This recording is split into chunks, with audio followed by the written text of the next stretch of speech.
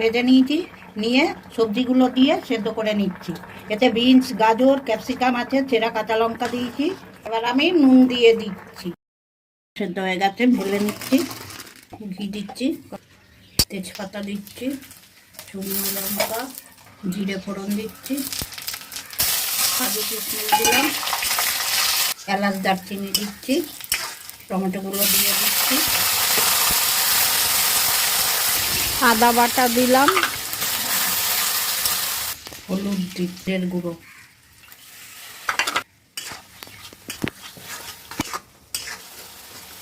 এবার আমি ডালটা ঢেলে দেবো। একটু চিনি দিচ্ছি, গরম মশলা গুঁড়ো দিচ্ছি, ঘি দিচ্ছি। হয়ে গেছে আমার ডাল। এবার আমি নামিয়ে ফেলবো।